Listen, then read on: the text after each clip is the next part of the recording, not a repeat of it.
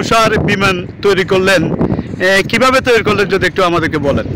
আসলে আমি 2024 সালে লাস্টের দিকে আবার হারিয়ে আমি 2023 সালে যখন আইসল্যান্ডে যাওয়ার জন্য একটু প্রস্তুতি নিই, তখন আমি ওয়েবসাইটে দেখেছি যে আমাকে বিভিন্ন হোটেল এবং এই সমস্ত রাইডগুলো আমাকে দেখাইছে, মানে আমাকে মেল করছে যে এরকম এরকম খরচ। তখন আমি তো টেকনিক্যাল কাজ করি, তখন আমার মাথায় এটা আসে, তখন আমি এটাকে নিয়ে তখন গবেষণা করে 3 বছরের মাথায় শেষের দিকে আমি এই এয়ার স্নোটা আমি সফলতা অর্জন করি। স্নো প্ল্যানটা আমি অর্জন করি, স্নো প্ল্যানটা আমি সাকসেস করছি এবং আমার 3 বছর মতো আমার সময় লাগছে এই স্নো প্ল্যানটা আমার তৈরি করতে।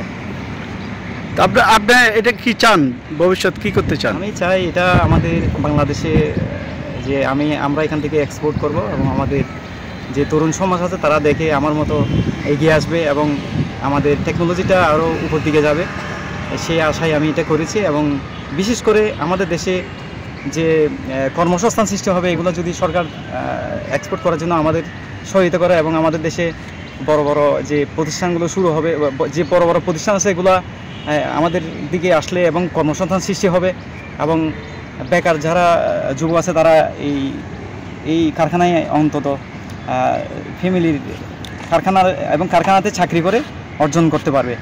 না, আপনি বলতে চাচ্ছেন যে এই ধরনের যদি তুষার বিমান তৈরি করেন, এখানে অনেকের কর্মসংস্থান হবে এবং বাইরের দেশে আপনি এটা এই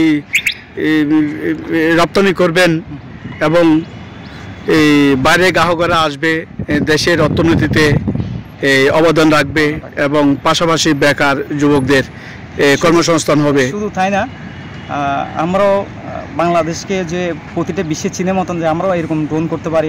আইতের মধ্যে আপনারা দেখেছেন বিভিন্ন জায়গায় অনেক কেউ বিমান তৈরি করতেছে এবং কেউ ড্রোন তৈরি করতেছে।